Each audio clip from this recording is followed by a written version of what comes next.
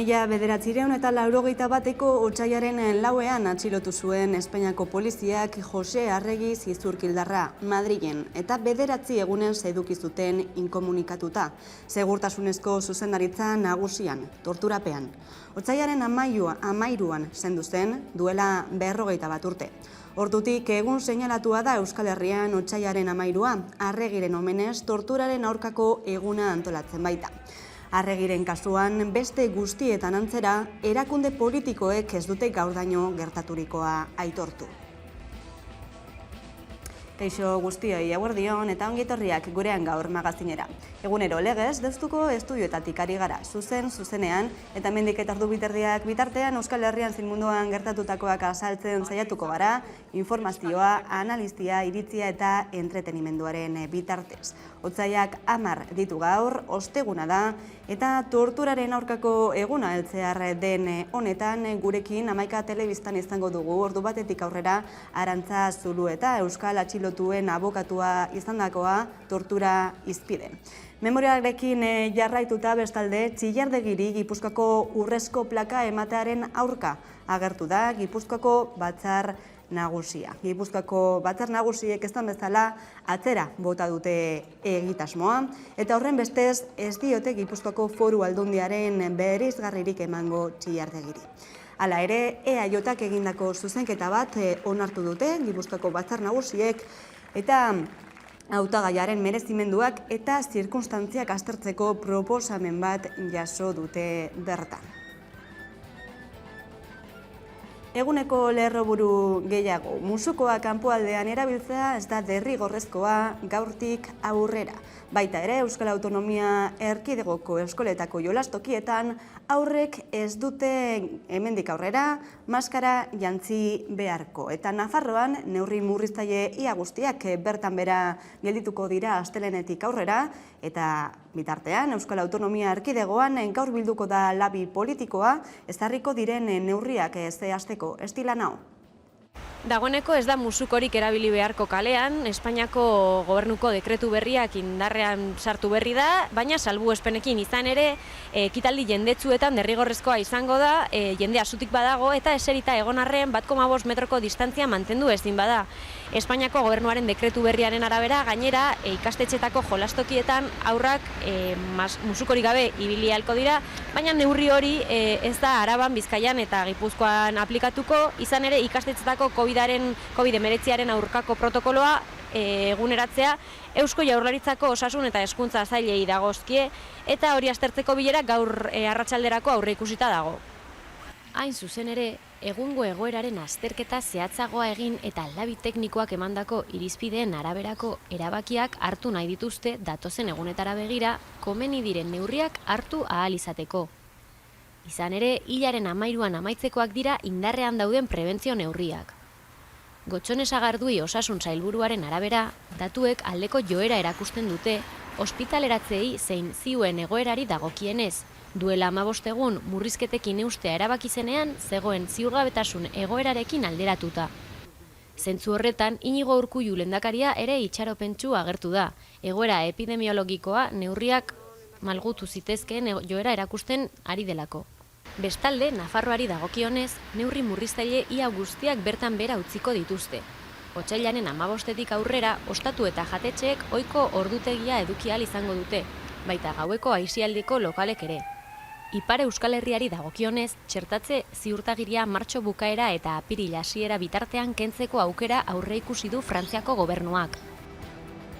Beste gai batzuei helduta, politika alorrean Nafarroan Adanero eta Saiaz 2 urte terdiz kanporatzea proposatu dute UPNren berme batzordeak. Alderdiaren estatutuetan jasotako arau-hauste larria egin dutela erabakita, proposatu du 2 urte eta erdiz alderditik kanpo uztea. Epe horretako hauteskunde zikloari begira, UPNek bultzatutako zerrendatan ezingo lirateke aurkeztu. Orain, Saiazek eta Adanerok 5 eguneko epea izango dute alegazioak aurkezteko. Eta bestalde, Eusko Alkartasunak 4 urterako alderditik kanporatu du Mayorga Ramirez eta baita ere sektore kritikoko beste kide batzuk. Bi afiliatuk egindako salaketa baten ondotik 2021ko irailean espedientea ireki zieten sektore kritikoko 5 kidei. Ikerketa amaituta eta alderdiaren berne araudia kontuan hartuta, arau-hauste oso larriak egin dituztela ondorioztatu dute. Gauzak horrela, zuzendaritzak pertsona horien afiliazioa 4 urtez indargabetzea ebatzi du. Erabakia aho batez hartu dute. Eta ekonomia alorrean atzokoan, Madrilgo gorteek, Espainiako gorteek, lanbide arteko gutxieneko soldata 1.000 eurora igotzea adostu zuten. Sindikatuekin eginiko adostasunaren ondoren urtarrilaren 1 aurrera, izango da indarrean 1.000 euroko soldata hori. Aiara de Urreta. Espainiako gobernuak igo du gutxieneko soldata 1.000 eurora. Urtarrilaren 1 atzerako eragina izango doitunak eta Yolanda Díazek balioan jarri du igoera. Hoy, cuando un trabajador o una trabajadora tiene como mínimo un salario mínimo de 1.000 euros, ya estamos dibujando una realidad radicalmente diferente en nuestro país. Por tanto, creo que dejamos atrás la España de los bajos salarios. Madrilgo gobernuak ez du inoren beharra lanbide arteko gutxieneko soldata eguneratzeko, baina Díazek nabarmendu du gizarte eragileen babesa bilatu dutela eta sindikatuena behintzat lortu dutela. UGT eta Comisiones Obreras sindikatuekin izenpetu du akordioa. Patronalak aldiz itunetik kanpo gelditu dira. Sindikatuak kritiko agertu dira patronalek hartutako erabakiagatik. Lamentar, evidentemente, que las organizaciones empresariales no hayan sido coherentes con la subida del salario mínimo de convenio que pactaron hace ya más de 2 años con las organizaciones sindicales. Responsabilidad de la patronal de firmar y no cumplir. Cuando uno firma, tiene la obligación de cumplir lo firmado. Bestalde, Eduardo Zubiaurre Confebaskeko presidentea gurean gaurko magazin saioan izan da bart, eta adierazi zuen hainbat sektoretan igoera hori onartzea oso zaila izango litzatekeela. 3 urtetan 130 baino gehiago igo da, azkenengo 5 urtetan 140. Iruditzen zitzaigun balore erantzi eta lehiakortasun gutxiko hainbat jardueretan oso zaila izango zala horrelako koste igoerak onartzea, jasotzea. Azken 4 hilabeteetan 975 euro izan da Espainiako lanbide arteko gutxieneko soldata, 14 ordainketan banatuta, eta orain 35 euro handituko da. 3,6ko igoera da, baina abenduan urte arteko inflazioak izan zuen 6,5ko igoeratik urrun. Eta pentsiodunek manifestazio deialdi berria jarri dute, hitzordu berria larunbat honetarako Bizkaia, Araba eta Gipuzkoako pentsiodunek Bilbon bertan egingo dute manifestazioa eta Nafarroan, Iruñan eta Lizarran izango dira elkarretaratzeak. Pentsiodunak berrirore kaleraterako dira larunbat honetan. Ezkar argiak dituzte pentsiodunek 2022ko eta hurrengo urteetarako pentsioen erosteko ahalmena bermatzea. Eta 2021ko pentsioen erosteko ahalmenaren 3ko galera konpentsatzea. Pentsio sistema publikoa eskatzen dute eta horretarako tartean 2011ko, 2013ko eta 2021ko erreformen murrizketak indargabetzea exigitzen dute. Horrez gain, bai soldatetan, bai pentsioetan dagoen genero arrakala deuseztatzea aldarrikatzen dute. Larun batean gainera, lan erreformaren kontra ere mobilizazioak egingo dituzte. Halako egoeran, gizarte segurantzara kotizazioak murtxagoak izango dira, arriskuan izango dira gaurko pentsioak eta batez ere etorkizuneko pentsioak. Euskal Herrian ez ezik, Espainiako estatuan ere protestak egingo dira. Izan ere oso garrantzitsua da pentsiodunen iritziz erantzun bateratu bat ematea. Erantzun bat emotea, ahalik eta fuerteagoa estatu zen. Baina beti azpimarratzen pentsiodunen mugimendua erabat soberanista dela. Hemen erabakitzen dugu egin behar duguna. Eta abiadura handiko trena Bilbon eta Gasteizen txertatzeko protokoloak sinatu dituzte Espainiako gobernuak eta Eusko Jaurlaritzak. Bi hiriburuetan geltokiak lurperatzeko konpromisoa berretzi egin dute, baina Bilboren kasuan Basaurik hartuko du behin-behineko geltokia obrak egiten diren bitartean. Udane Arbeo. Abiadura handiko trenaren Gasteiz eta Bilboko sarrerak erekitzen hasteko protokoloa sinatu dute tarteko diren erakunde Gasteizen. Hala nola Espainiako gobernuak, Eusko Jaurlaritzak, bi hiriburutako udalek eta Arabako Foru Aldundiak. Eusko Jaurlaritzak eta nire sailak konpromiso irmoa dugu abiadura handiko trenarekin eta bere garapenean modu aktiboan parte hartzeko. Lankidetza protokolo honek bi hiriburuetako lurperatza bermatzen du. Eusko Jaurlaritzak hartuko du bere gain kostua eta ondoren kupo bidez deskontatuko da. Bestalde zehaztuta geratu da Basaurin egingo dela behin-behineko geltokia. Abiadura handiko trena Bilboko abandokora iritsi bitartean egongo da martxan. Argi daukat, proiektu hau asko luzatu indala. Horrexegatik uste dut oso importantea dela konfidantza berreskuratzea. Gasteizko kasuan laster sinatuko dira hirirako sarreren eta Arkautiko korapilaren proiektuak. Protokola ondo dago sinatzea, baina baita ere ondo dago kronograma jakin bat jakitea, hurrengo urratsak zeintzuk izango diren jakiteko. Gasteiz-Burgos loturaren lanak ere hiruhileko honetan dira esleitzekoak. Hala aurreratu du Raquel Sánchez Espainiako garraio ministroak. Vamos a licitar la redacción de los proyectos constructivos en este primer trimestre del año. Eta gauzak ondo 2027 espero da lana guztiz amaitzea. Aipatzekoa da ordea 2006 duela 17 urte ekin zietela HTaren lanei. Gaur-gaurkoz Gipuzkoako eremua da aurreratuen dagoena.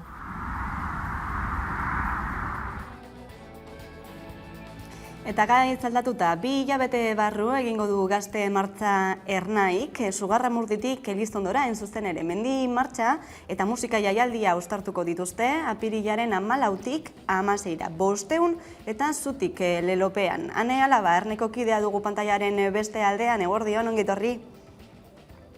Kaixo, mila esker gonbidapenagatik. Esan bezala, leloa, aurtengo leloa izango da 500 eta zutik, ezta? Maiurko gazteluaren setioaren 500. Urte hurrenari keinua eginez, hautatua.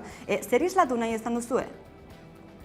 Bueno, efemeridea aurrera begira jarri nahi genuen ere, eta pixka bat irudikatzera goazena bada, hemen Euskal Herrian oraindik badagoela zutik dagoen herri oso bat, eta bereziki zutik dagoen gazteria bat, eta etorkizuneko Euskal Herri hori ere irudikatuko dugu egun horietan baztanen, egitarau, giro eta nolabaiteko oasi bat sortuz gazte independentistentzako.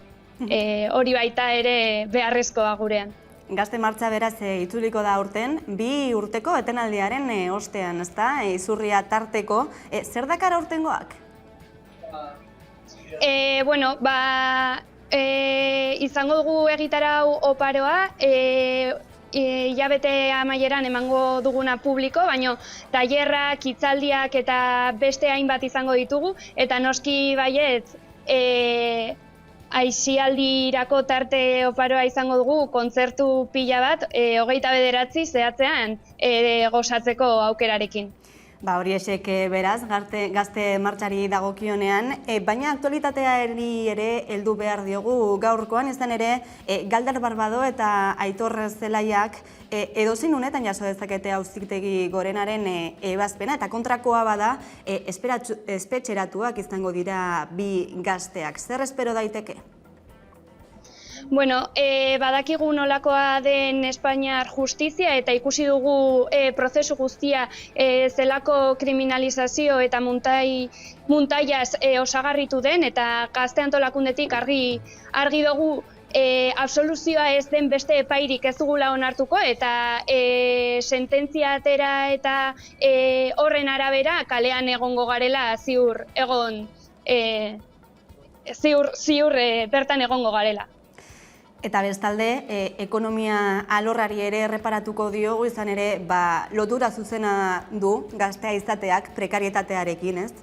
Eta azken asteetan, azken egunotan, aldaketak etorri dira ekonomiaren alorrean, Madrildik, alde batetik lan erreformaren onarpen hori, eta bestetik atzokoan onartutako gutxieneko soldataren igoera hori. Atzokoan, gurean izan zen, hemen Hamaika Telebistan, Eduardo Zubiaurre, Confebaskeko presidentea, eta erreformari dagokionean adierazi zuen Confebaskek begionez ikusten duela 2012ko erreforma horren oinarriak bere horretan jarraitzen dutelako, eta bestetik soldataren igoerari buruz, gutxieneko soldataren igoera horri buruz zioen, enpresentzat arazoak ekarriko dituela, ez? Eta gero ere enplegua sortzeko eta bermatzeko arazoak izango direla.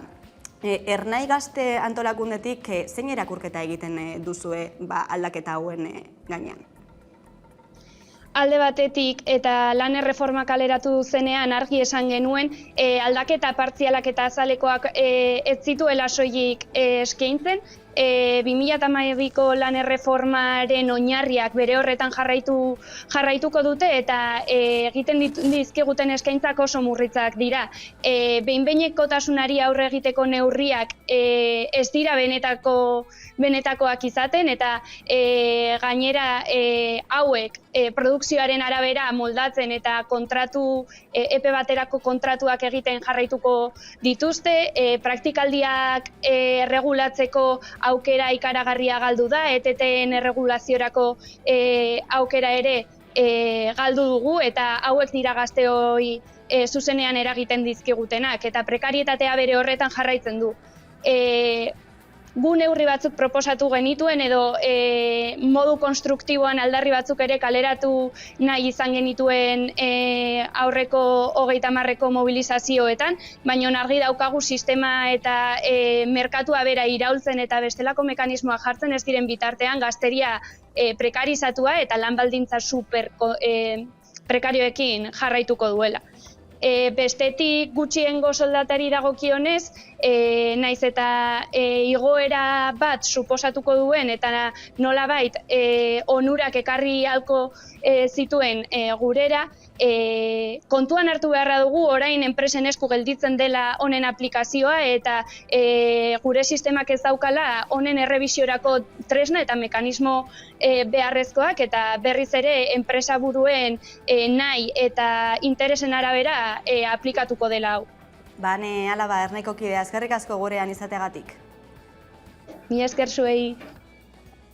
Eta jarraian kulturari atea irekiko diogu, kulturan murgilduko gara, zuzen Korrika Kulturalaren aurtengo edizioa aurkeztu baitu AEKak, eta arduradunek azaldu bezala trantsiziozko edizioa izango da aurtengoa, izan ere hurrengo korrikatik aurrera sortu berri duten bekaren bitartez osatuko baitute Korrika Kulturalaren programazioa. Iker Aginaga. Korrika Kulturalaren aurtengo edizioa aurkeztu du AEKak Derioko baserrian zokian. Asier Amondo Korrikako arduradunak trantsiziozko edizioa izango dela azaldu du. 23. korrikatik aurrera sortu berri duten bekaren bitartez osatuko baitute Korrika Kulturalaren programazioa. Kulturalaren bidez lan bat saritzera joango gara 23. korrika horretan, eta Euskal Sortzaile ororentzat erakusleioa genion. Aurtengoak aldiz, azken urteotako formatuari eutxiko dio, eta Loraldia elkartearekin batera osatu dute proposamena. Nola nahi ere, berritasunak badakar Korrika Kultural honek, webgunean irekitako menua atalaren bitartez, ikuskizunak euren herrietara eramateko aukera izango baitute programatzaileek. Eta aurten berrikuntza moduan, esan nahi diogu sortzaile orori, oraindik ere menua zabalik dugula, eta haiek gure webgunean eskain dezaketela euren ikuskizuna guk programa dezagun Korrika Kulturalaren honen barruan. Loraldia festivaleko arduradun Amaia Ozerinek ere hartu du parte ekitaldian, non Antigone antzezlanaren zati bat antzestu duen Xanti Agirrezabal aktoreak eta Einaut Zubizar eta musikariak Trigger lehenengo volumena proiektuaren lagina ere eskaini duen. Gainera, Loraldiak ekoitzitako hautsi da Anfora ikuskizuna kulturalaren aurtengo edizioaren proposamena aurkeztu du Ozerinek. Iraganarekin hautsi eta sormen jarrera garaikidea eskaini nahi zuen Atxagak Etiopia iskribu hura sortu zuenean.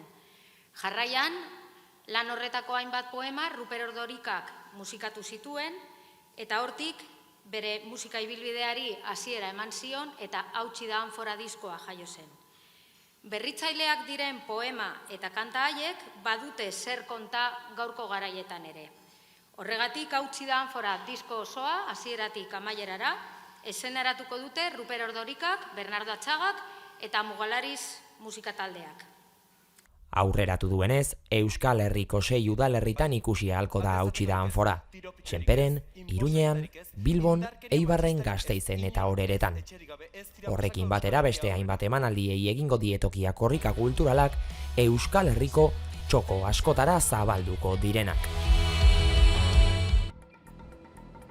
Eta badakizu, ostegunetan hitzordua duzuela hemen Hamaika Telebistan musika zuzenean saioarekin. Koldo Otamendi izango dugu pantailaren beste aldean, gaurko saioak dakarrena azaltzeko. Eguerdion, Koldo? Eguerdion, Leire. Zein talde ezagutuko dugu gaurkoan? Bueno, gaurkoan Lotura taldea ezagutuko dugu. Talde berria da, sortzez 2 urte ditu, baino taldekideen artean abentura o eskarmentu handia duten musikariak batzen dira. Talde bizkaitarra da gainera, eta gainera esan beharra dago taldekideen artean ere badela Hamaika Telebistako kideren bat. Esan duzu ez, talde berria dela, baina eskarmentu handiko taldekideak ere dituztela, beste talde batzuetan aritutakoak direlako. Halaxe da, bai, normalean musika taldeak sortzen dira ikastolan edo olako lagun kuadriletan, ez, gazte direla, ez. Denborarekin, talde horiek desegiten dira normalean, eta musikalki zure afinitatea duen musikariekin batzen zara talde berriak sortzeko, ez. Kasu honetan horrela gertatu da, ez. Lotura taldeko kideak aurretik beste proiektu batzutan ibilitakoak ziren, eta denborarekin, erabaki dute talde bat egitea beraien artean, gustoko duten musika giro bat jorratzeko. Tartean, esan duzun bezala, Iker Aginaga, Hamaika Telebistako lankidea, urteak atzera Revolta Permanente edo Herri Oihua bezalako taldeetan ibilitakoa, gaur egun Lotura taldeko abeslaria. Eta zein girotan kokatzen da taldea? Bueno, zuzenki izan daiteke Lotura taldea metal eszenaren barnean kokatzen dela. Hau da, metala da kantuen sustrai nagusia. Egia da gero adibidez Ikerren kantatzeko era rapeoak ekartzen dituela, edo bestelako giroak ere badira batez ere 80 hamarkadako rock alternatiboan, pixkat rock gogorrean sustraitzen direnak, baino esan dezakegu hitz batean definitu beharko genuke metal kantak direla. Bada, esan bezala, 2 urte ditu Lotura taldeak, baina dagoeneko badute disko bat kalean, Automatak izenburua duena. Zer aurkituko dugu bertan edo nola definituko zenuke diskoa? Bueno, diskoa 6 kantu osatua dago eta gero intro bat eta outro bat dauka, bera 8 tema azaltzen dira diskoan, Automatak izena derama, musikalki definitu dugu metale koordenadetan datorrela, eta esango nuke direla kantuen arteko lotura bat, badagola kantuen arteko lotura bat, ez? Askatasunaz ale dira kantu askotan, edo beto esan dugu askatasunezaz, eguneroko bizitzak dakarre gurpil zoro horretan, barneratua gauden honetan, ze gauz eta kentzen diguten, ez? Denbora kentzen digute, inbertitzen dugun denborari balio ematen diote, eta kasu horretan esku burdinak, edo isolamendua, eta horrelako hitzak asko azaltzen dira letretan, ez? Ez da pandemiari buruzko disko bat, baino pandemiak eraginen inguruko aipamen asko daude, ez? Automatik izan honetan.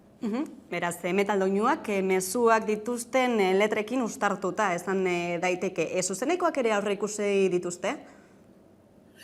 Bai, taldea hori azkenean talde gehienek buruan dutena da zuzenen aurkeztea egindako estudioko lana, ez? Eta kasu honetan ere taldeak gau estudioetan grabatu du diskoa, kriston soinua daukan diskoa da honakoa, baina nik ere aukera izan du taldea zuzenean ikusteko eta sekulako estanda da zuzenean, ez? Oso talde indartsua da, gitarrak oso pisutsuak dira, base ritmikoa, bateria eta bajuarena kriston gorputza dauka, teklatuen koltsoia ere hor dago, eta Iker esan bezala, abeslari bezala, bikaina da ere, ez? Eta taldea ere, aurrera begira dago, eta zuzeneko emanaldiak dituzte jomuga nagusi. Zentzu horretan, asteburu honetan Portugaleteko merkatuan izango dira, eta aurrera begira ere badute Bilboko kafe antzokian anestesia talderekin emanaldi bat. Beste batzuk ere baituzte, baina bi kontzertu horietan zuten burua. Kontzertu horien atariko bezala gaurko musika zuzenean saioa beraz, gogoratu arratsaldeko 8 eta 4 eta baita ere gaueko 10 ikusgai izango duzuela. Koldo Otamendi, eskerrik asko gorean izategatik. Ni esker zuei. Eta jarraian itzuliko gara eguneko elkarrizketa nagusiarekin, izan ere hauek izan dira eguneko lerroburuak. Elkarrizketaren tartean izango dugu gaurkoan, lehen aipatu bezalaze, Arantza Zulueta, Euskal Atxilotuen abokatua izandakoa, tortura hizpide izango du, eta horixe, ordu batetik aurrera tarte bat, eta jarraian itzuliko gara, lotura musika taldearekin, musika zuzenean ezagutzeko aukera izango duzuen talde horrekin utziko zaituztegu orain arte.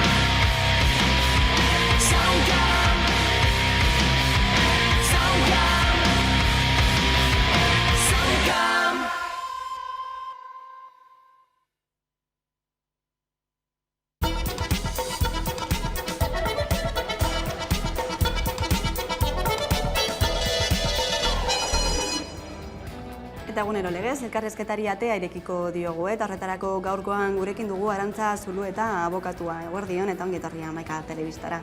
Eguerdion zuei ere, eta eskerrik asko hemen izateagatik. Torturaren errealitatea, zentralitatea hartu du, azken egunotan, alde batetik daukagu Jose Arregiren heriotzaren urte hurrena izango dela, otsailaren 13an, bestetik aste honetan egin duten Iratxe Sosabalen aurkako epaiketa Madrilen, baita ere aurre ikusten den larun baterako astebururako manifestazio hori, abokatu gisa eta baita ere auzipetu gisa, espetxearen alde gordinena bizi izan duzu ere. Nola salduko zenuke tortura Euskal Herrian? Nik uste dut tortura saltzerak orduan ezin garela bakarrik kuartelilotara edo Guardia Zibila edo Polizia Nazionala edo baita ere ertzainen komisaldegietara jo. Baizik eta nik uste dut tortura erabaki politiko bat dela eta tresna errepresibo bat. Tresna errepresibo bat sistema oso bat behar duena eta nolabait guzti hori funtzionatzeko edo erabaki politiko hori aurrera eramateko eta errepresio tresna gisa erabili den bezala Euskal Independentisten kontra edo baita ere errepresio politikoen kontra behar du sistema oso bat. Sistema oso horretan sartzen da entzutegi nazionala, sartzen dira epaileak, beste aldera behiratu izan dutenak, sartzen dira forensea bere lanak bete ez dutenak, eta gero sartzen dira benetan jipoitu edo torturatu edo torturako mekanismoak edo tortura metodoak erabili dituztenak kuarteletan edo komisaldegietan. Baina sistema oso bat da, erabaki politiko bat, eta horregaitik esan dezakegu ere, sistematikoa izan dela Euskal Herrian eta Euskal Herritarren kontrako tresna bat sistematikoki erabili egin dena.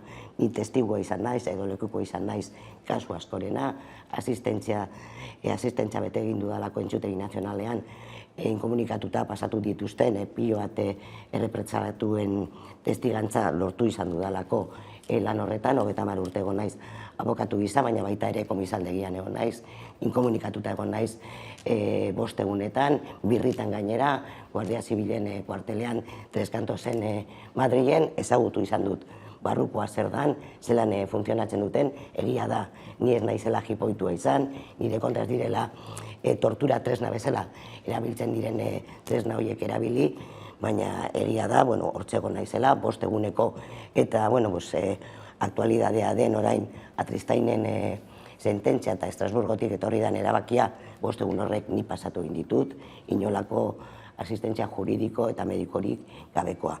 Eta baita ere, eta salatu nahi dut ere, momentu honetan, zer suposatu izan duen, errepresaliatu politikoentzat eta preso eta euskal preso politikoentzat isolamendua, tortura gisa ere identifikatuta dagoena edozein kontestu internazionaletan. Isolamendua, tortura, sistema errepresiboa dela definitu duzu. Zertarako erabili izan da tortura Euskal Herritarren aurka, zein izan da helburua? Hombre, nik uste dut suntsitzea izan dela helburua, lehenengo eta behin argi dago tortura badituela helburu diferenteak, humilaziotik, suntsipena, mehatxua, baita ere informazioa ateratzearen helburuarekin egin dela zenbat kasuetan, orduan egin sistema bera, represio tresna bat bezala erabili egin dena. Azken finean eta helburua hori izan da, errepresioa.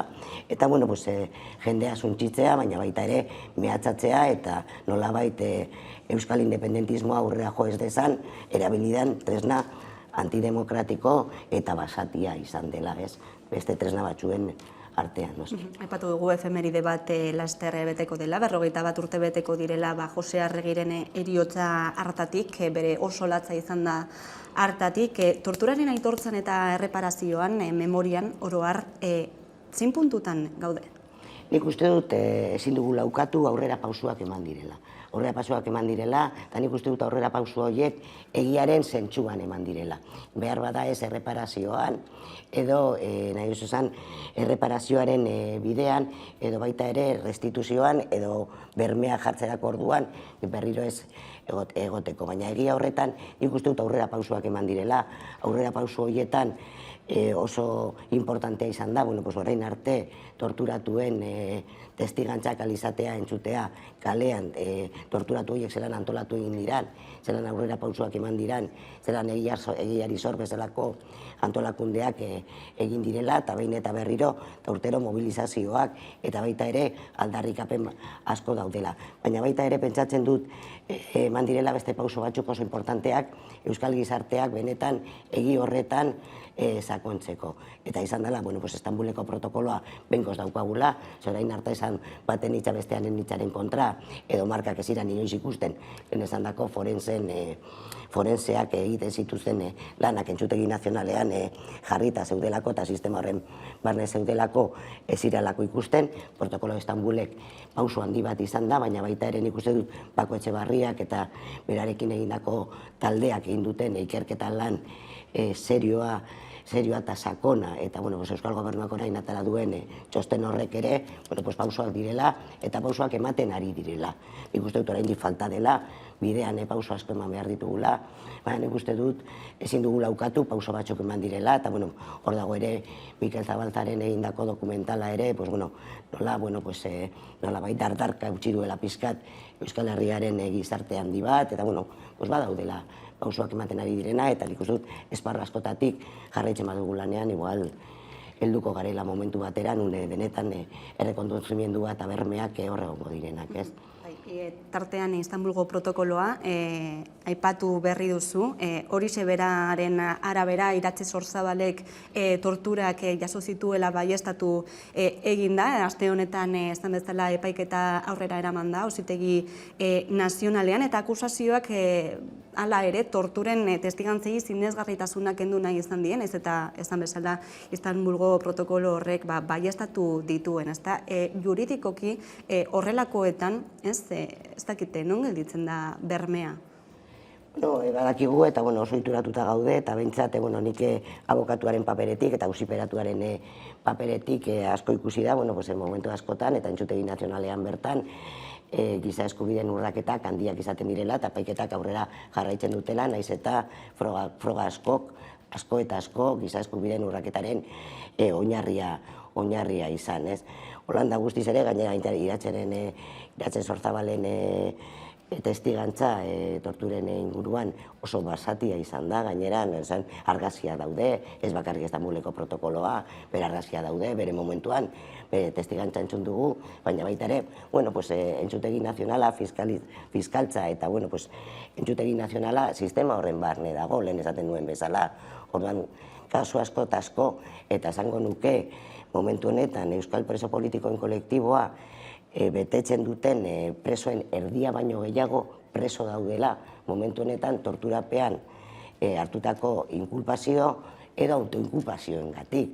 Hori da oinarria presoak barruan izateko eta horrelako zigor eta kondena altuak izatea. Entzutegi nazionalean aritu garen abokatuak horrelakoak ikusita ditugu eta behin eta berriro salatu egiten dugu zelan ematen ari diren epaiketak entzutegi nazionalean momentu honetan ere, ez dela lehengo edo iraganeko zerbait gaur egun, eta nire kasua ere hor dago, 13 epaiketa, gu sententzia baten zai gaude, epaiketan entzun ziren torturaren testigantzak, 11 pertsona atxilotuak izan ginen, 11 horietatik 5 basatiki torturatuak izan ziren, biren testigantzak entzun ditugu epaiketan, gainera nik ikusi nituen neska bioie bai nahi eta bai saioa nirekin auziperatu dituztenak ikusi nituen entzutegi nazionaleko kalabozoetan behin komisaldegitik helduta eta han ez zegoen inolako zalantzari benetan basatiki torturatuak izan zirela eta gainera emakumeak izan da oraindik ere torturak eta tratu txarroiek beste konnotazio askoz ere krudelagoa, basatiagoa eta mingarria agertzen zuten haiek. Lehen aipatu duzu, ez dagoazen datuak ikustera, 5.667 euskaldun baino gehiago izan dira torturatuak, zifra benetan ikaragarria da. Zaila da ukatzea, ez? Sistematikoki ez dela egin, ez dela torturatu. Ezinezkoa da, eta gainera izan da, joku bat, alderdi batzuk, inkluso estatu mailetik askotan etorri diren aitzakiak, ez? Bueno, kasu bakar bate onda, Unai Romanorena ukatu ezina zen bere momentuan, baina kasu zehatza izan da, eta gero gainera, sistematikoki hori ukatzeko asmatu egin dituzte, momentu honetan dakizkigun, milaka eta milaka gezur, eta milaka kondaira, ez? Historian zehar. Momentu batetan gertatzen ari zen Antxutegi Nazionalean zen, zuk salatzen bazen dituen torturak etakoa zinela zen. Zeren zegoen hor, kondaira bat momentu honetan ja erori egin dena, gezur bat izan dena beti, orduan horrelako erabilpenak erabili dituzte. Inkluso nik entzun daukat eta paiketa batetan egon naiz, nun forense batek atxilotuak salatzen duenean torturak eta aguan odoletan dagoenean jengibitis badaukala esaten duena. Guzti horrekin joan nahi izan da nolabait estali sistematikoa dela, baina esan bezala lehen erabaki politikoa da, sistema oso bat montatuta dago, ze bestela ezinezkoa litzateke torturatzaileak impunitate horrekin jolastea, oraindik ere ardurak ez izatea, oraindik ere medaiak izatea torturatzaile batzuk, oraindik ere kargu altuagoak ematea torturatzaile batzuei, guzti hori ezinezkoa litzateke erabaki politiko bat ez badago atzetik eta sistema bat oso bat ez badago montatuta, ez horretan. Izan ere, zelako erantzuna jaso izan dute tortura jaso duten biktimek, instituzioetatik batez ere egia eta baita ere justizia eskatzen dutenean? Justizia hori da, errekonozimendua benetan sistematikoa izan dela, benetan torturatuak izan direla, responsabilidadeak eta ardurak depuratu egin behar dira, eta responsabilidade handiak daude guzti honetan lehen esan bezala, ez bakarrik kuarteletan gertatzen dena, ez bakarrik Guardia Zibilak, ez bakarrik Polizia Nazionala, edo ez bakarrik Ertzaintza, baizik eta guzti horrek, responsabilidade guzti horiek depuratu egin behar dira, argitu egin behar dira, eta gero bermea jarri behar dira, behingoz hau berriro ez gertatzeko, eta tortura berriro ez emateko. Eta gainera horretarako, bai CPT, bai Estrasburgos, bai pilo bat instituzio, bai internazionalak eta bai estatu mailakoak, rekomendazioak egiten dituzte behin eta berriro guzti horrekin bukatzeko inkomunikazioa. Eta gero nik uste dut, bai alde batetik Guardia Zibilak eta Polizia Nazionalak momentu honetan ez daukate zer eginik Euskal Herrian, eta polizia ereduaren hausnarketa sakon bat egin behar da. Eta polizia eredu bat nun guzti hau berriro ez dena gertatu behar. Depuratu egin behar dira, oraindik ere, eta frankismotik datozen pilo bat egitura depuratu egin behar dira behingoz. Impunitatea nagusi, gaur egun ere, ez da ikerketarik egiten salaketen ondotik, ez da erreparaziorik, ez da justiziarik, lehen aipatu duzu ez, erantzukizunak hartu behar direla, justo aste honetan Ertzaintzak 40 urte bete ditu, aste honetan ere zentralitatea, torturaren gaiak zentralitatea hartu du, baina horren gaineko isiltasuna nagusia izan da. Bai, eta gero, Euskal Gobernuak ere horretan isiltasune handia mantendu egiten du, Ertzainaren kasuak Euskal Gobernuaren informean eta Pako Etxebarriak eta bere taldeak egindako informean 326 atxilotu dira, sufritu egin dutenak Ertzainaren eskutik, eta guzti hori jarretzen dugu, argitu gabe, inolako prozedimento sakonak eta prozedimento judizial benetako serioak jarraitu gabe, eta gainera onartu gabe oraindik ere, hori horrela izan dela. Bere momentuan, eta uste dute 2082an, bai lortu genuen, 3 ertzain, Gasteizko entzutegira eramatea tortura salaketa bategatik, Andoni Murelagaren tortura salaketagatik, azkenean, paiketan, horrabait ere, Estambuleko protokoloa ez zegoen, aurrera pausu batzuk oraindik eman gabe zeuden, eta guzti hori, impunitatea horre ere barriro gelditu zen, eta gainera, Estrasburgok 12 epai eman ditu ja Espainiol gobernuaren kontra, eta askok dira ez duelako ikertzen. Tortura salaketa horiek ikertu egin behar dira. Eta nolabait ere erreparazio guzti horretan ez dugu hartu behar lehen esaten duena.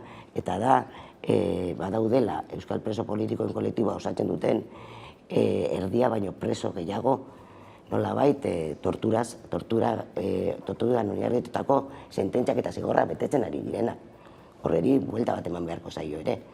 Errealitatea ezin ukatu, aipatu duzu ez da, Estrasburgok hainbatetan kondenatu duela Espainiar estatua hain zuzen torturak ez ikertzeagatik, frogako horre daudela, milaka eta milaka Euskal Herritarrek pairatu duten errealitatea dela, esango zenuke torturaren ukapen sistematiko hori gainditu dela?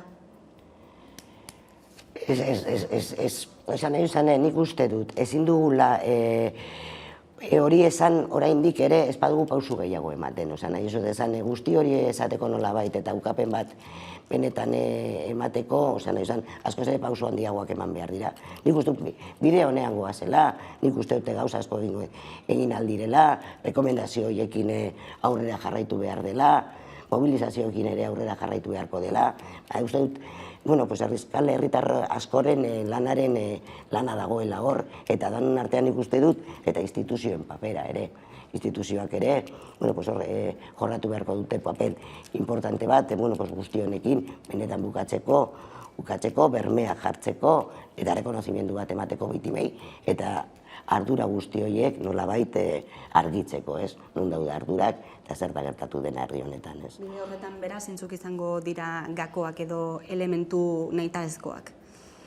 Nik uste dut elementu nahitaezkoak direla, aparte komunikazioarekin bukatu egin behar dela behingoz, komunikazioarekin bukatu behar dela, eta isolamenduarekin bukatu egin behar dela behingoz, baina baita ere, lehen esaten duen bidetik eman beharko direla pausuak ez, errekonozimendu hori, onespena egon behar da, egian nik uste dut pausu handiak eman ditugula, eta egia hor dagoela, nahi zut esan, baina baita ere, rekonozimendu bat eman behar zaie, ardurak depuratu egin behar direla, eta baita ere bermea jarri guzti hori ez gertatzeko.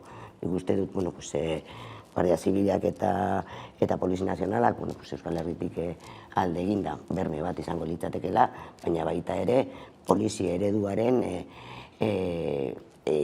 ikerketa edo hausnarketa estruktural bat eta reforma estruktural bat behar duela, eta hori denon artean egin beharko dugu, eta instituzioak hor parte handia euki behar dute, ez, Euskal Gobernuak, eta baita ere parlamentuak, eta horretan mugitu beharko garela.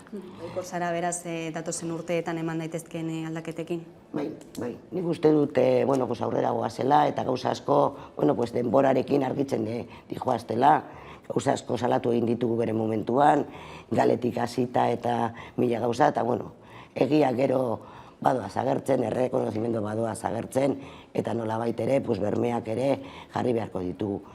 Horretarako,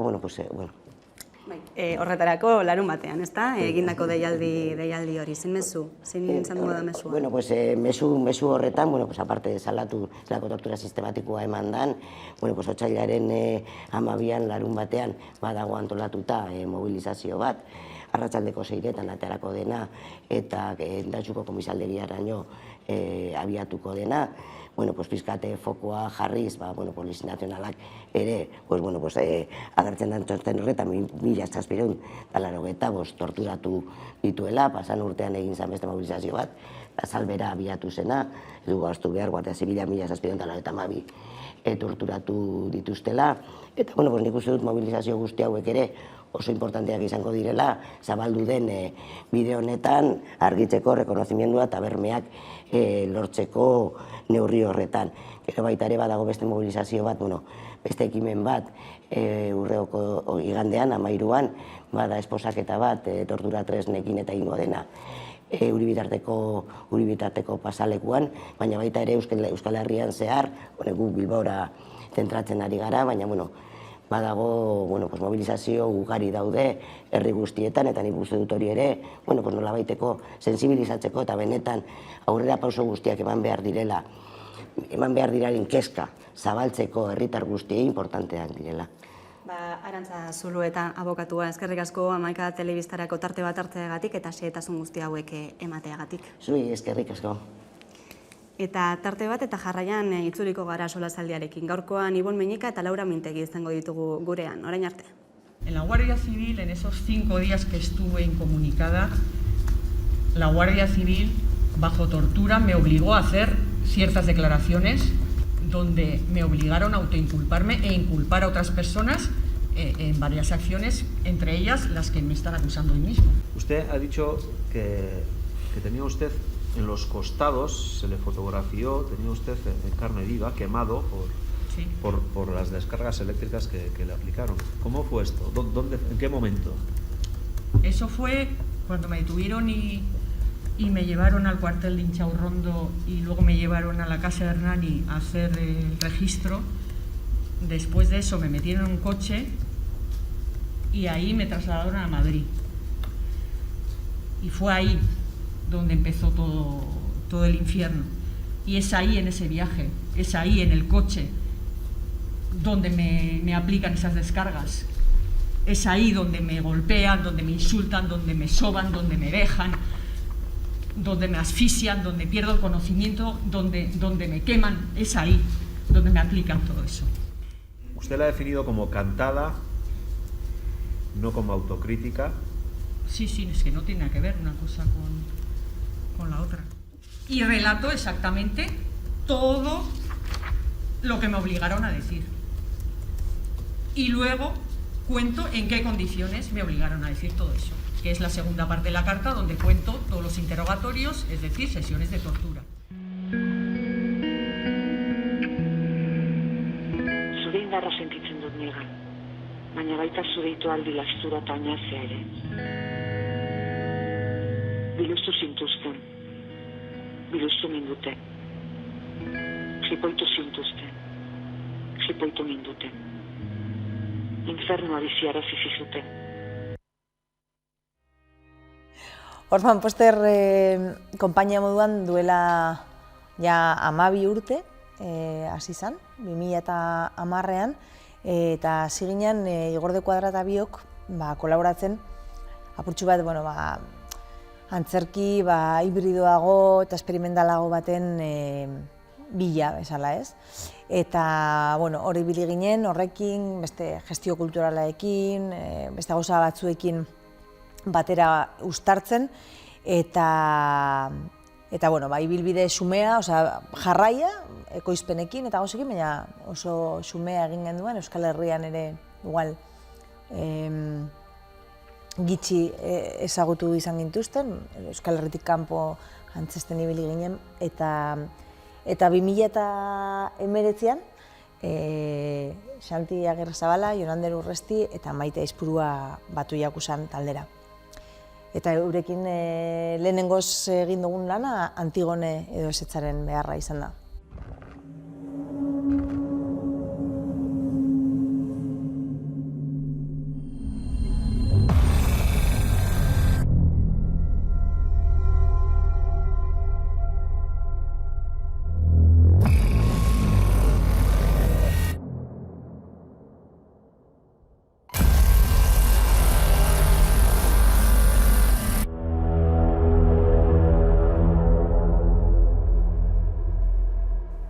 Antigona da Sofoklesek duela 2500 urte idatzi zuen tragedia klasiko bat, eta esan da historian gehien taularatu izan den antzeslana omen da, eta hizkuntza gehienetan euskeraz, sekulatzen taularatu izan modu profesional baten, eta hori izan zen pixkat gure aurrekariak guk botereaz eta desobedientziaz hitz egiteko nahi baten, Antigona iruditu egun eskusarik perfektuena izan zitekela, eta Antigona maisulan bat da, baina pixka bat kontatzen zer hori bai konpartitze genuen, baina nolari ikuste genuen behar geniola buelta bat, eta pixka bat bilatu zer hori gure nolan kontatuko genuen. Eta hor, bai estetika, plastika eta dramaturgia lan kolektibo batekin, eta bai testu originaleko muina hartuta, eta gero, adibidez, eskultura klasikoen gorpuzkerak, edo 20. mendeko espresionismo eta kubismoko zantzuak hartuta, pixkat osatu dugu gure kontatzeko modu bat. Topatu arte zelan, mila buelta eman genion, bai, egia esan. Prozesua luzea. Luzea, alde batetik taldean ere, elkarri egokitzeko lan bat zegoen, eta lehenengoz elkar lan egite horretan, modu kolektibo eta sormen kolektibo bat izanik, ez montaketa tradizional bat, ez?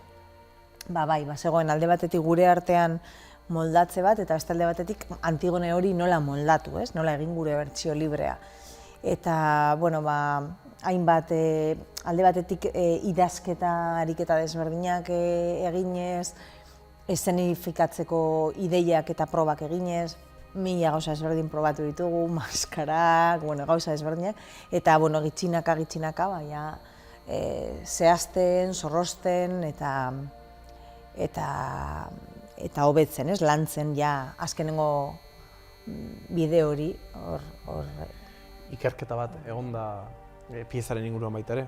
Sofokles egidatzizun lehen aldiz lehen bertsio hori, baina gero historian zehar idazle eta filosofo asko berrekarri izan dute lantzen den gaia gaur egunekoa izan delako. Beste bertsio batzuk. Historia osoan zehar eta gaur egun ere badelako. Guretzak hori interesgarria izan zen, Antigona desberdinak irakurtzea eta bakoitzetik edatea ideia berri horietatik, ez?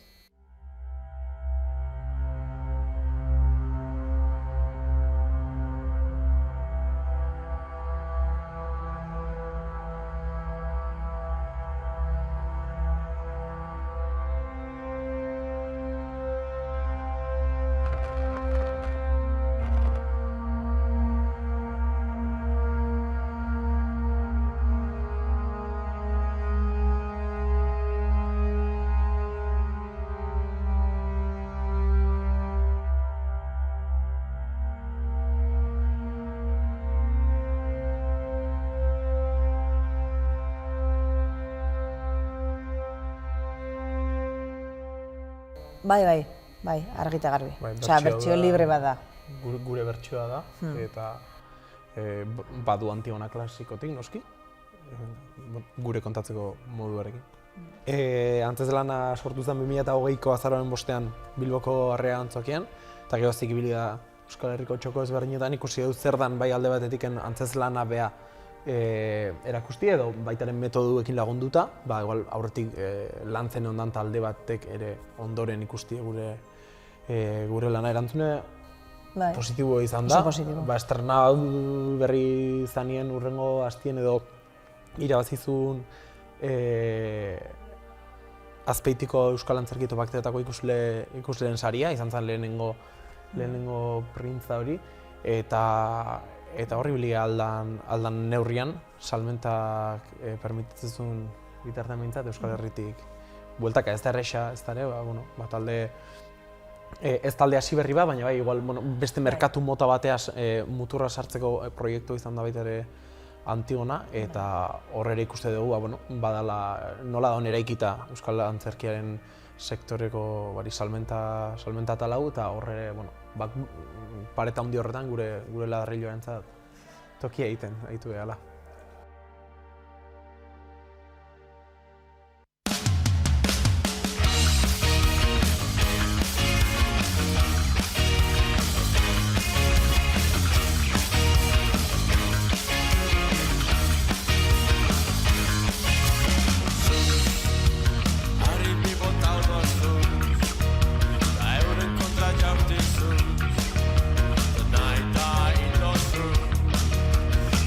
Let's go.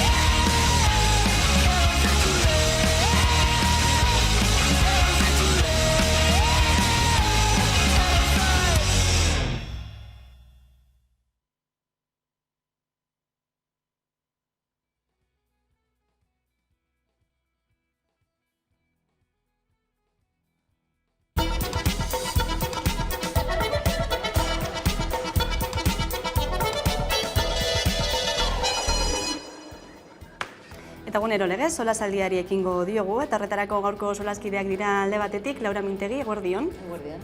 Eta bestetik, Ibon Meñika, eguerdion. Ongi etorri bioi, eta lehenik eta behin izurriteari buruz hitz egiten hasiko gara, hain zuzen neurri murritatzaileen inguruan, izan ere badirudi deseskalada fase batean sartzen ari garela, Nafarroan aurreikusi dute COVID ziurtagiria bertan bera geldituko dela, baita ere ostalaritzarekin lotutako neurriak bertan bera geldituko dira datorren astetik aurrera. Ipar Euskal Herrian txertatze ziurtagiria apirilean bertan bera ustea aurreikusten da, eta Euskal Autonomia Erkidegoan zain labiak erabakitzen duenaren gainean, ezta? Badirudi, beraz, esan dezala, deseskalada fase batean gaudela, berriro ere, ez? Ez dakit ohitu beharko garen horretara, neurriak jarri eta malgutzeari. Zer uste duzu, hemendik aurrera zer? Bueno, ez dakigu beste olatu bat etorriko den hori hasteko, ez? Orduan, agian aprobetxatu behar da, orain presioa jaitsi egin den momentu honetan, pizkat eten bat egin eta hausnarketa egiteko. Niri iruditzen zait, politika egitea ez dala bakarrik dagoenaren kudeaketa. Nik uste dut politika izan beharko litzatekeela aurre ikustea, aurreratzea, norberak daukan politika proiektatzea, eta hori da aspaldidanik, eta ez orain, aspaldidanik faltan hartzen dudana. Orduan, nik uste dut honezkero azkenengo 2 urte hauetan ikusi ditugula oso ondo non dauden gabeziak, utzuneak, non zuzendu behar diren gauzak, ni orain ambulategitik nator, edo nor doala ambulategira badaki zen olako arazoak, arazo estrukturalak dauden, ez konjunturalak, eta orduan, orain baldin badaukate, lasaldi hori, esateko, bueno, ikus dezagun zer hartu dugun faltan, zer dan faltadana, nik eskatuko nieke erakundetan daudenei horri ekitea, eta ez egotea zain, ia urrengoak nola rapatzen gaituen. Ze, badakigu zer den, ez, ja, 6 etorri dira. Marmokaren egunean bizi gara, ez, izurriaren gaiarekin. Bai, eta ni erabat adoz Laurarekin, bestein ere. Eta gainera gehituko nuke, eta politika modu ezberdinak egon daitezkela, eta arreta jartzea badagokigula baitere, ez, gestio publikoan edo ikuskera publiko horretan egon daitezkeen entidade eta agintaritatik, jendartean dauden hainbat sektorek eta baitere esaten dutena eta planteatzen dutenari, ez. Askotan ikuste dut, 2 urte hauetan, egoera konplexua izan dela eta badala aintzat hartuta. Eta eskuzabalak izan da baitere, kontuan hartuta, konplexidutasun horretan, askotan igual norbera gestiotik baitere nola kokatu baitere ez dela erraza. Baina 2 urteko ibilbide bat eukin du pandemia honek, eta hainbat sektorek askotan aipatu izan dutenari nahiko entzungor, ez? Ikusi dugu eta nabaritu dugu baitere, ez? Agintarien partetiko jarrera. Eta niri horrek preokupatzen hau ez bakarrik pandemiari erantzuterako momentuan, baizik eta edozein politika ulertzerako momentuan kudeatu beharreko edo planteatzerako momentuan, ez? Orain dela egun batzuk entzun ditugu baitere, ez? Osasungintzan diharduten hainbat langileen ordezkariak direnei planteatzen gaur egun daukaten noiteko errealidadea. Eta errealidade horren aurrean nola tratatuak izaten ari diren, eta horren aurrean zelako erantzuna planteatzen duten. Ez dut uste osasun langile batek gustu handiz plantea dezakenik gaurko testu inguruan greba egun bat edo egitea. Kontuan hartuta baitere horrek suposatzen duen, eta uste dut ez dela ez dara harinkeri batez planteatzen den zerbait. 6. olatu batean egiten den kontu bat da, eta gainera problematika bati noiteko aterabide bat eman nahian baitere, eta planteatu nahian. Eta uste dut horreri baitere patentzio jarri beharko baniokela. Nik bestelako elementu bat aipatzekotan, aipatuko nuke pandemiaren gestio guzti honek eukin dituela baitere ez, ondoan edo apurtxu bete, hainbeste ikusi ez direzen hainbat gertaera ez. Azkeneko asteetan, osasun gintzai loturik, osakidetzai loturiko azterketa batzuen salaketa bat eukin dugu sindikatu baten ikuspegitik. Eta inork ez du ezer aipatu, inork ez du horren inguruko erantzukizunik hartu, ez ditu inork azalpenik eman, eta justo pandemiaren noeteko 6. olaturaren punturik gorenean emon izan da, eta maila batean badirudi olatu horren azpian geratzen den elementu bat da. Egitura askoak direzen elementu batzuei baitere errepara dizeikete, eta larriak dira. Orduen, horrek baitere beharko luke beste atentzio bat. Eta gero azkeneko elementu bat, ez? Eta da, pandemia guzti honek ekarri dituen elementu guztiekaz batera, zuk zelako aldartarekin, zelako jokabirekin aplikatzen duzun politika ere, ebaluatu beharko litzateke. Eta azkeneko 2 hilabetetan jaso duguna jendarteko sektoreek eta herritarrok izan dela norberak bere burua autorregulatu beharko duela oneri aurre egiteko modu individual batean. Horrelako mezuak eta horrelako politika bat aplikatzea horrelako egoera muturreko batean, ez dakit nori okurritu duten zaion, baina, klaro, handik eta egun batzutera ikusi izan dugu datuen inguruko azterketa bat egiten. Baina, zuek zaudete planteatzen, zuk zure etzen egin dezazun zure proba eta larria ez bada ez etorri, ez gerturatu ambulategira, eta gero zuk esaten didazu ze datuen gainean egiten ari zaren ebaluazioa, zuk datu guztien zagupenik ezinezko daukazu egitea. Nik aipatuko dut elementu bat, eta bukatzen dut, igual luzetzen zelako. Eta dala, ni ume txikien gurasoa naz, eta azkeneko hileta pikuan, eskoletan eta tentsio sozial handi bateko gertarak izan dira, batez ere, ordura arte igual enbesteko eragina, edo gutxiegokoa, edo tartekakoa sana, oinkoko olatuan nabaritu izan delako modu orokorrago batean. Eta elkar lotzen da baitere, egiturazkoan ditugun bestelako problematika batzuekin. Hezkuntzak baitere, hezkuntzaren komunitateko hainbat agentek aipatu izan duten, murrizketen egoerek, kudeaketen elementuek, hezkuntza komunitateri begirako leteko esku hartzea, zenbait arteko egoera temoan da. Orduan, elkar gurutzatu ez gero, moten den errealidaneko preokupantea da, eta ezinezko daukaguna da horreri entzungo egitea, hori ez da politika egiteko modu bat. Kuriosoa da, ados esaten duzun guztiarekin, kuriosoa da nola dagoen halako desoreka, eta nire ustez nahiko deigarria da, erantzunkizunen eta ondorioen artean. Erantzunkizunak zentralizatu egiten dira, erabakiak zentralizatu egiten dira. Hau da, bakarrik gutxi batzuek hartu aldituzte erabakiak. Baina gero, erabaki horien ondorioak sozializatu egiten dira. Hau da, txarto ateratzen bada, guztion errua da. Eta gainera guztiok hartu behar dugu gure gain erantzukizun hori, ez?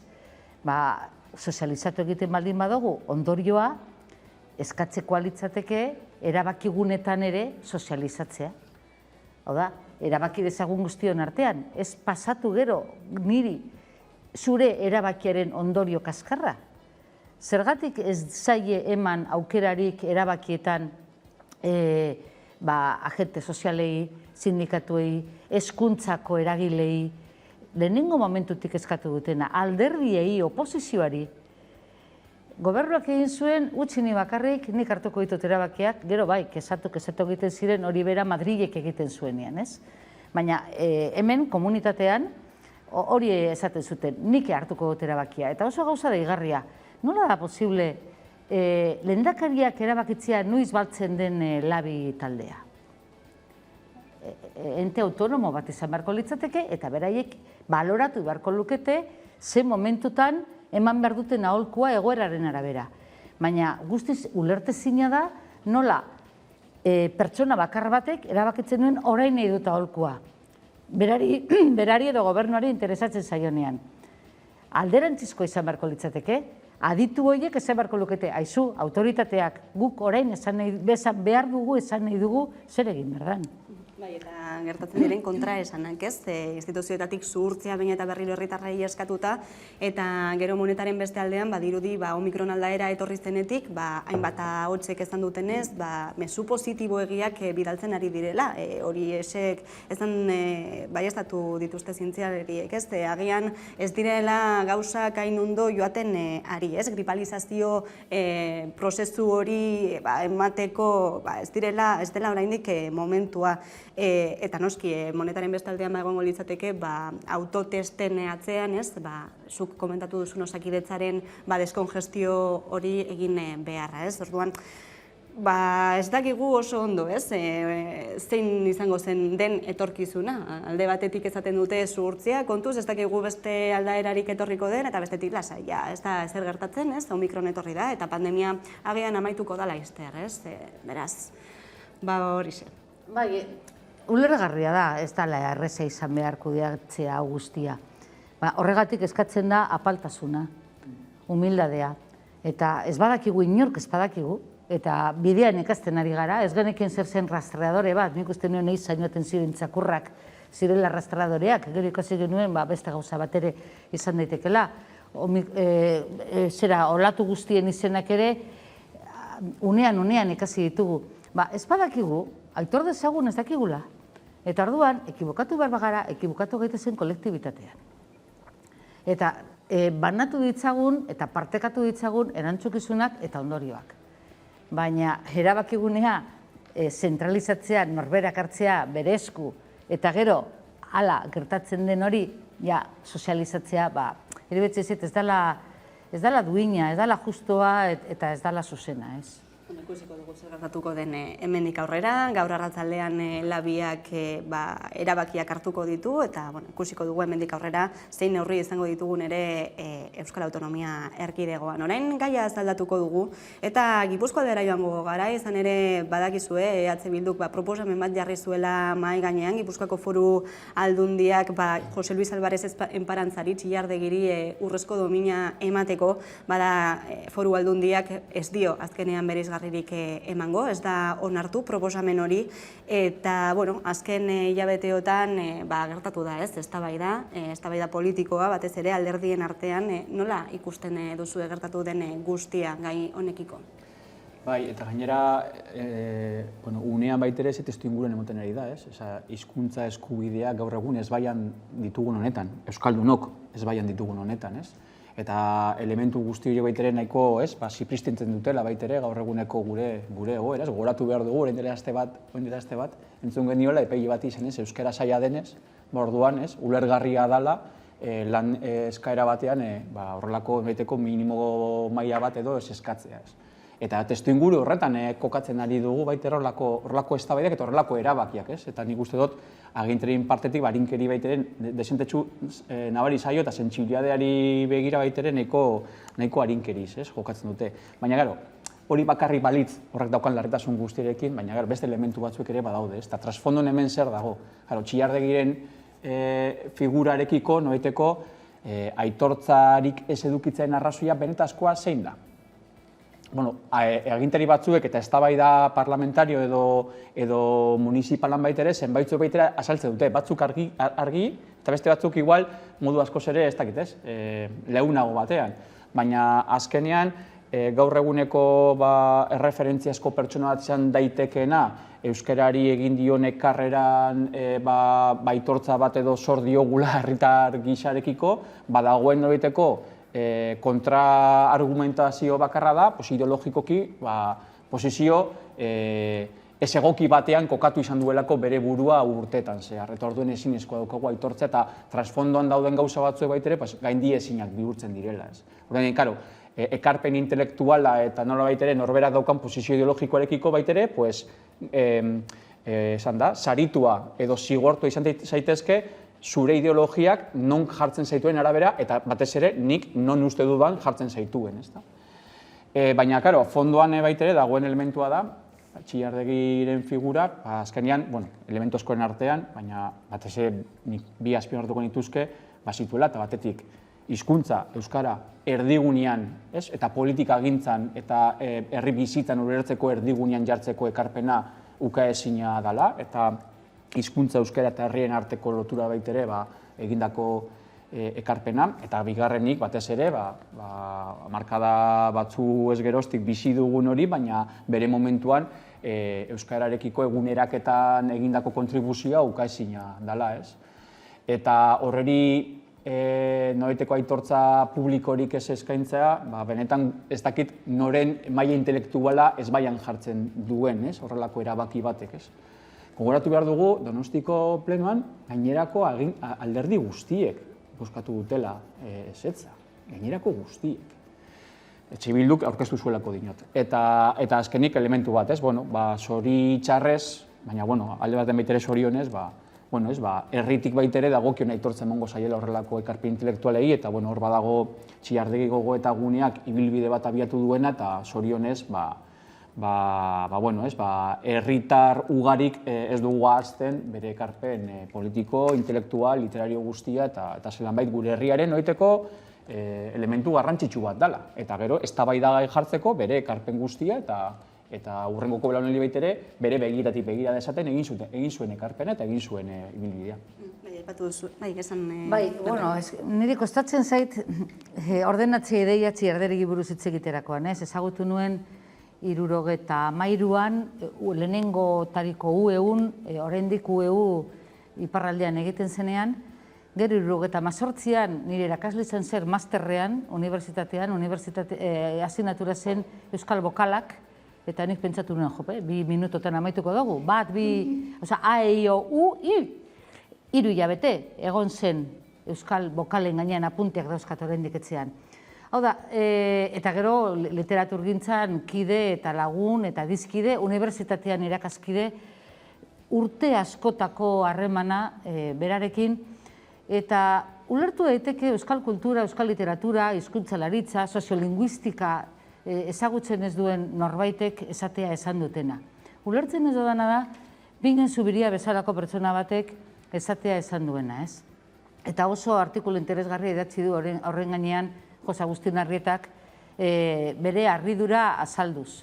Nik ere sentitu nuen harridura bera eta kapaz ere ez nintzen izan ezer idazteko. Ben idatzi nuen artikulu bat, Chapo Txillardegi, hain zuzen ere ikasleekin batera, jarri zelako areto nagusian, pankarta baten atzean, salatzeko unibertsitateak eman zionean honoris causa titulua guztiz nazia zen ikerlari bati zeharo aitortua bera nazia zela, eta bera ordurako jabazituen 60 urte inguru, eta jarri zen pankartaren atzean ikasleekin batera. Eta nik orduan argi eta garbi, Chapo, Txillardegi, ze pertsona koherentea izan zelako bizitza osoan. Literaturgintzan bera eta Ramon Saizar Vitoria izan dira novelagintza berria egin dutenak. Hau da, oso ignorantia izan behar da norbait, ez baloratzeko Txillardegik egin duen ekarpena arlo askotan, ez bakarrik hizkuntzalaritzan, literaturan, linguistikan, soziolinguistikan, eta oso miopea izan behar da ere hori guztia okatzeko orain gertaera eta gainera txarto kontatutako gertaera politiko bategatik. Ez da ondo kontatu izan Txillardegiren implikazioa etaren arloan. Orduan, tristura, ez? Tristura batez ere euskaldun batek ez badu hori ikusten. Hori ezek Txillardegiren buruzko hausnarketak eta gaiz aldatu behar dugu orain, ekonomia gaiei ere heldu beharko diegulako gaurkoan, hain zuzen ere asteburura begira, pentsiodunak berriro ere, kalera aterako direlako, otsailaren 12an, Bilbon eta baita ere Iruñean, Aiara Deurretak bildu du informazioa. Berrirore kalera aterako dira larun bat honetan. Ezkar argiak dituzte pentsiodunek 2022ko eta hurrengo urteetarako pentsioen erosteko ahalmena bermatzea. Eta 2021ko pentsioen erosteko ahalmenaren 3%ko galera konpentsatzea.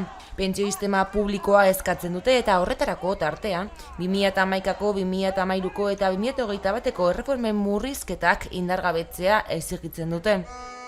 Horrez gain, bai soldatetan, bai pentsioetan dagoen genero arrakala deusestatzea aldarrikatzen dute. Larun batean gainera, lan erreformaren kontra ere mobilizazioak egingo dituzte.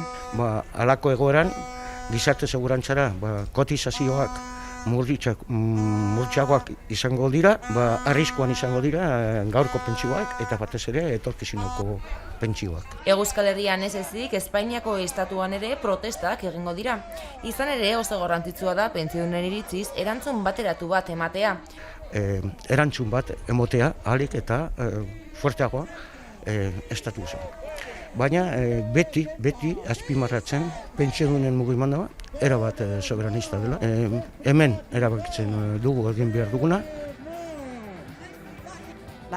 esan dakoa, berriro ere hartuko dituztela kaleak pentsiodunak, neka ezinak direla.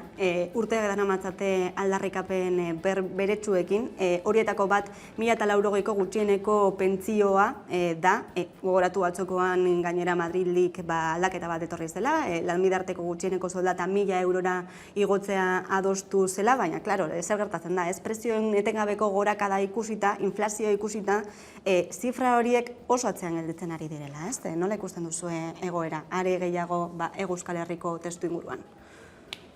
Niri miresgarria iruditzen zaite aurrera eramaten ari diren borroka, batez ere badakitelako ez dela izango beraientzat. Badakite orain lortuko den guztia izango dela hurrengo belaunaldiarentzat. Hau da, borrokatzen ari dira beraien seme-alabentzat eta hilobentzat. Eta txapo. Eta gero beste gauza bat erakutsi digute, bi irakasgai importante, bata kolektibitatearen indarra eta bestea eustiarena, kemenarena. Hau da, kolektibitatea halako borroka bat ezin dalako aurrera eraman bakarrik. Eta jubilatuak eduki dituzte beti txokoratuta nor bere zuloan, eta orain adierazi dute ze importantea den guztiak batera egitea, eta horrek zen nolako eragina daukan. Imaginatu dezakegu herri bat pentsiori gabe? Hau da, imaginatu dezakegu pertsona batek bere bizitza laborala amaitu egiten denean, ez daukala inolako babes publikorik? Hori dagoen herrietan badakigu nola bizi den jende nagusia eta ze bizitza iraupen eskasa duen. Alde horretatik, izugarri handituko lirateke ezberdintasunak. Eta oso interesantea da ikustea esate baterako Gini indizean, non baloratzen den ezberdintasuna, hau da soldata handienetik txikienera dagoen aldea, sanuena litzateke bider 20 izatea, baina zenbat eta ezberdinagoa izan herrialde bat izan diteke bider 3.000.